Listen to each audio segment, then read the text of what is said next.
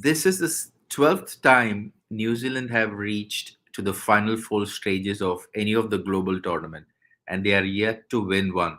Today, Pakistan just steamrolled them into finals. There are a lot of conspiracy theories going on in Pakistan that it is 1992 repeat and things like that. We will talk about it. What happened in the first semi-final between Pakistan and New Zealand in Sydney Cricket Ground for the T20 World Cup 2022. Sanjay, welcome back. There were lots of expectations from the semi-final and also from me to do mid and post show. All of them went down the drain. So how well did Pakistan play today, and how badly did New Zealand play today? So first of all, congratulations to Pakistan. I think after those initial two losses, very close games against India and Zimbabwe, then getting a bit of luck and coming all the way through and steamrolling New Zealand in the semi-finals. So congratulations, a public holiday in Pakistan. So I'm sure our neighbors have absolutely enjoyed this. New Zealand had a very, very peculiar, very odd game. This one reminded me of the India-Pakistan game in 2021 World Cup, where India, after losing a few early wickets, got around 151. New Zealand pretty much did the same thing after losing those initial wickets. They scored 152, but never really kicked on because they only ended up losing four wickets. Daryl Mitchell got some runs, Kane Williamson got some runs, but they never had that, kick at the end, which would have, hopefully got them to 170. That might have been a pass score. And Pakistan, to their credit, they were absolutely brilliant on the field. The fielding difference just in this match, New Zealand were fielding like yesteryear's Pakistan or Indian team would have fielded, and Pakistan were absolutely splendid, and they never dropped any catches. Ground fielding was very good. Run out chance they took on, and when Pakistan came out to bat, an out of form Babar Azam first ball catch. Devon Conway, the makeshift keeper, he dropped it. Then there was another catch that went down at the end stages. There was another catch went down. Both Rizwan and Babar, true to their form over the last year, both got 50s and 55 runs in the power play, chasing 152 without a wicket down. They were always going to win it. It was a disappointing semi-final from a neutral perspective, but yeah, I mean, boy, Pakistanis would be happy. Yeah, and it was a near perfect game for Pakistan and near worst performance of New Zealand they chose to do on a semi-final day. But let's talk about the New Zealand innings. They never really got going. We spoke about it during the pre-game that from a power play point of view, it will be crucial. Batting first will be crucial. But listening to Kane Williamson post-match, he felt that 150 plus score, they had something to defend and the boys were pumped, which I felt the kind of start they had, they did decently well. They probably were 10 runs short in the hindsight.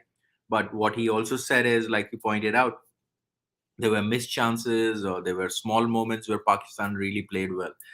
From a Pakistan point of view, batting, Rizwan and Azam chose perfect occasion to come back into the form. Their batting all of a sudden looks ultra strong because these two have put 100 together.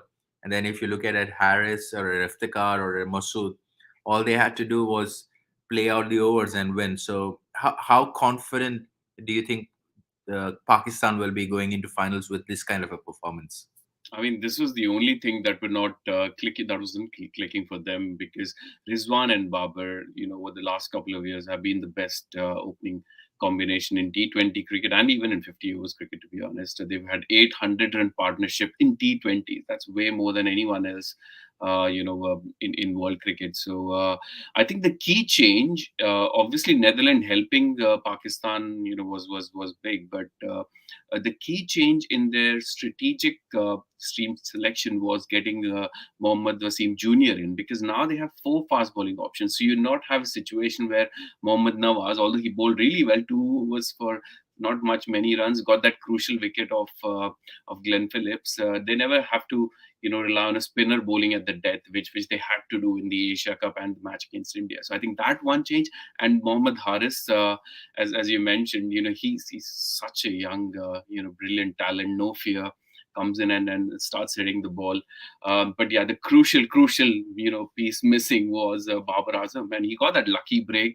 Then slowly, although Rizwan was taking the initiative, getting those quick runs, and as and when every time Rizwan plays well, Babar plays well as well, because there's less pressure on him to perform, and he can take his own time and try and get those runs. So I think absolutely, as you mentioned, near on perfect game for Pakistan. And I don't think either England or India. Although I would love to see India make it to the finals, but I think both teams would be wary of what they can bring to the table. Yeah, and Williamson pointed out that fielding was okay. We should have been more disciplined in the areas like that. Pakistan deserved to win. Gracious, but all roads lead to accountability of Kane Williamson, isn't it?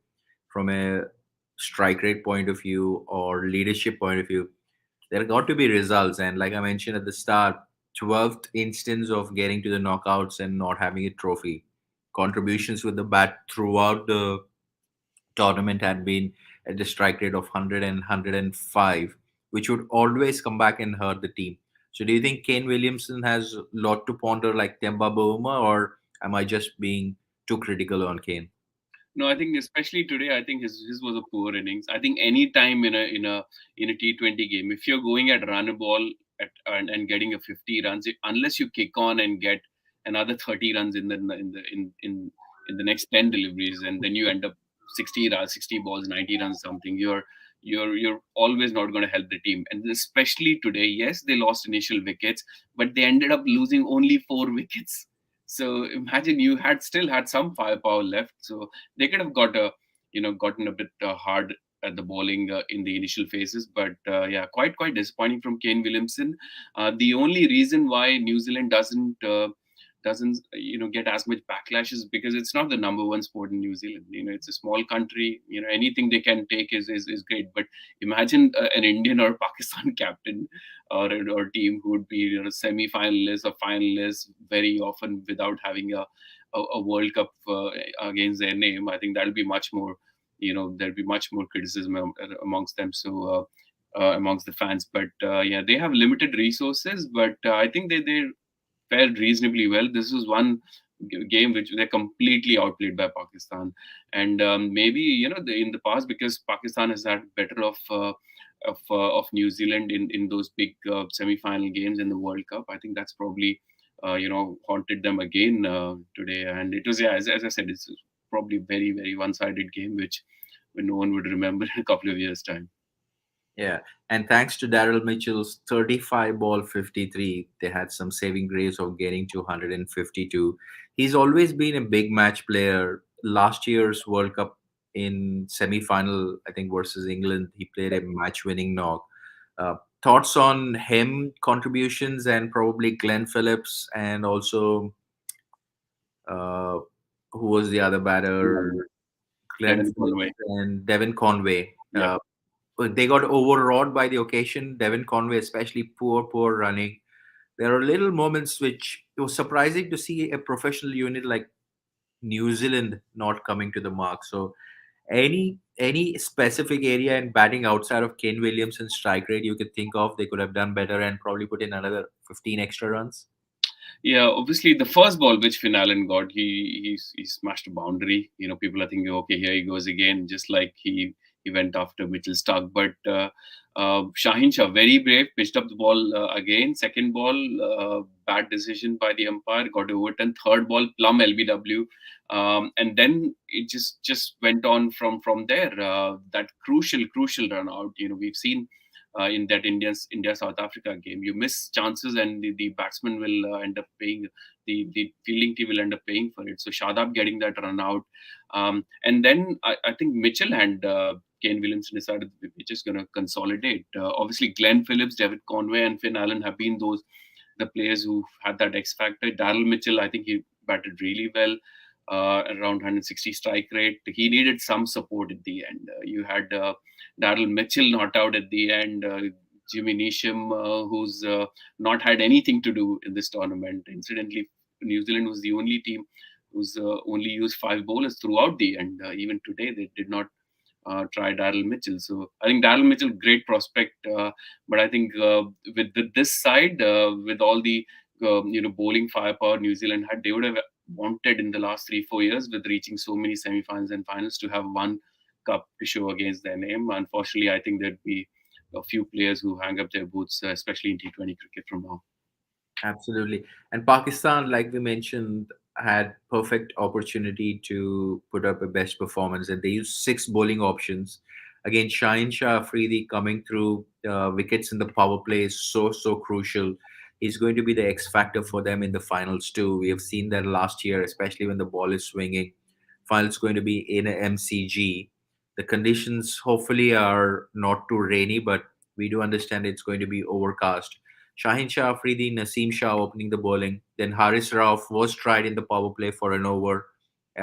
Interestingly enough, Nawaz and Mohammad Wasim shared 2 overs each, and Shadab Khan 4 overs. So six bowling options. Again, if you rewind back to Zimbabwe game when Pakistan lost, we thought they are not good enough to win a game. Now we are talking about finals of the World Cup.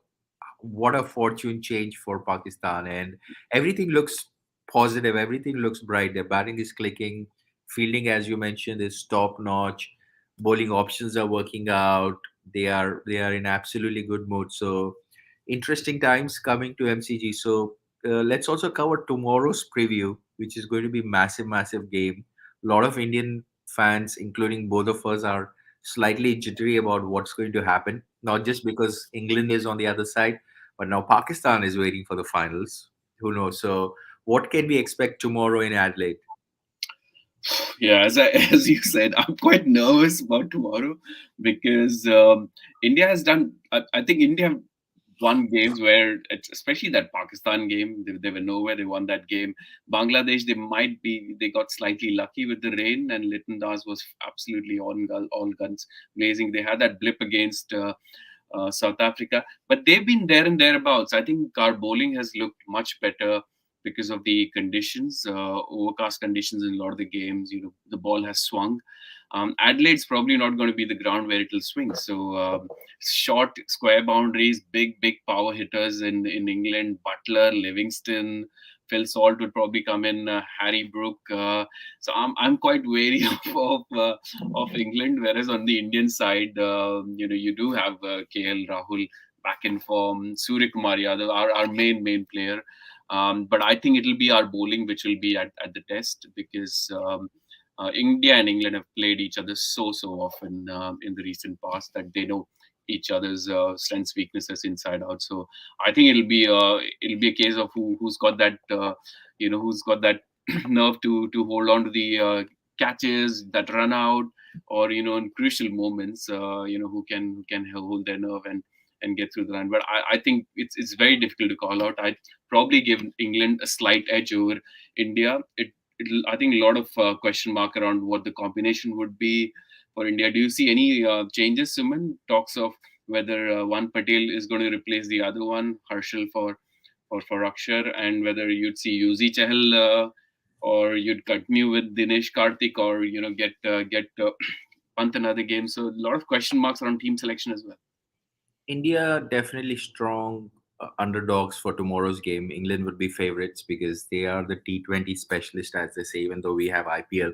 But from a team combination point of view, I would think India will go with the same 11 they played versus Zimbabwe, which means Rishabh Pant might continue to retain his place, even though Dinesh Karthik got an extended net session yesterday, from what we read. I don't think they are going to tinker around. We know that Rohit and Dravid are all about consistency and giving them the chances. Dravid spoke about saying Rishabh one innings, we are not going to judge him. So that leads me to say that probably they are going to continue with Rishabh Pant. And if not Rishabh, they might bring back DK. That will be the only change outside of that. Any injury scares between Rohit Sharma and Virat Kohli. But India will be pretty confident too. I don't think they are going to back down on tomorrow's fight. It will be a close game. What will happen to the result, we'll see. But definitely, this will not going to be a one-sided game. If it is going to be a one-sided game, I'll be highly surprised. Yeah, and I think our bowling would be tested because a lot of the bowlers, if you see Bhuvneshwar Kumar, especially if it's a high scoring game, which I'm guessing it might be, because from what we hear, the weather started to warm up. The pitches might be slightly more better. Although the last couple of games at Adelaide, the Netherlands, South Africa, and Bangladesh, Pakistan game at Adelaide is so slow, very low scoring, 140 each. In against South Africa and versus Netherlands, and 120 odd in the Zimbabwe, sorry, in the Pakistan Bangladesh game. So I'm hoping it's a much better batting surface, and our our batters will have a good time. But I think I'm just wary of our bowling. I don't know whether they'll take the gamble of playing Yuzi Chahal at all, Suman. Now that they've not played him through the tournament, I don't see any changes on that. Unlikely. Yeah, unlikely. Yeah, unless they come up with any surprise, because there's no match practice, big match game. There'll be a lot of finger pointing if that option goes wrong, and Rohit and Dravid are not going to go out of the box that much for a high stake games like semi-final. So Ashwin will continue because he's got that momentum, and Akshar Patel will be retained because England do have a lot of right-handers. So I don't think Yuzi Chahal has a chance. And then I think '83 India played semi-final against England. That was in Manchester, probably. Very slow pitch. I still, when we look at the pictures, there was a ball from Kirti Azad which just skidded through the ground and got Ian Bottom out. '87, from what I read and recollect and saw very grainy highlights in Mumbai, India versus England. The what I think it was Mike Gatting who just swept England to victory, chasing a decent target. Then I think from an ICC uh, uh, ICC tournament perspective, the only other game I remember is the 2013 Champions Trophy final, which ended up becoming a 2020 final. Ashwin bowling that last over, and India coming up from, so 2-1 to India. Let's put it that way. Another history beckons for one of these teams. England obviously lost out in the semi-finals. Like, were very good in the pre-tournament in 2021. Lost out in the finals to West Indies, that Carlos Brathwaite innings. Whereas India, the last time they played a knockout was against West Indies in 2016. Before that, they had that final against Sri Lanka, which they lost, and then obviously that 2007 World Cup victory, the inaugural tournament. What are you expecting India to come up trumps, Suman? It will be a interesting game of cricket. Especially, it will come down to the bowlers, because if you look at England, their death bowling is fantastic, whereas we have big question marks on our death bowling. Whoever bowls well tomorrow will probably uh, edge through, because batting lineup, both of them are even keels. We have pretty much top five, top six done. Same goes with England, but that extra bowler option and somebody who can contain and take wickets, which I feel England have slight edge over India. That's what probably makes the contest pretty nervous for India fans.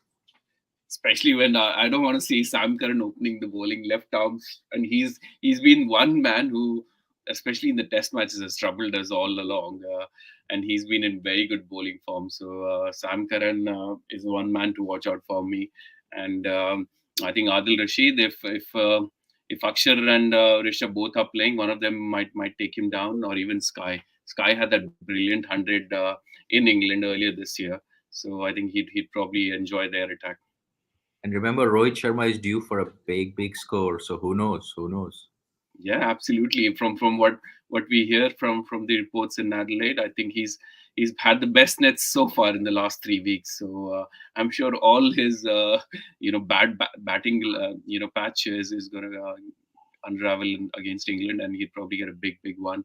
But yeah, we need one of these senior players to put their hands up, because we don't want because our if you look at the average age of our players, most of them would probably be playing the last T20 World Cup at least. So the likes of Ashwin, Rohit, even Shami, for that matter. I don't know whether they'll be around for the next T20 World Cup, which is in a couple of years' time. So some exciting times. Any last thoughts on tomorrow's game? No, just let's hope that it's going to be a crackerjacker of a game and not a one-sided one. Outside of that, all the very best, England and India fans. Enjoy tomorrow's game. Watch ball by ball. Hopefully, I will do the all three sessions tomorrow. Yeah, I'm sure the India England game is not going to make you sleep. Although I must say, for a semi-final, today's game sort of under-delivered. But I'm sure none of the Pakistanis would have minded that, considering they dragged this game on to the last over. But yeah, congratulations, Pakistan. Hope we can meet you in the finals at and Melbourne for another World Cup chapter. But until tomorrow, thank you very much, Suman, and thank you everyone for who's watched this video. If you do come across our channel, give it a thumbs up, share with your friends, subscribe, and there's lots more contents coming up for you. Thank you very much and take care. Thanks for watching. See you later. Thank you.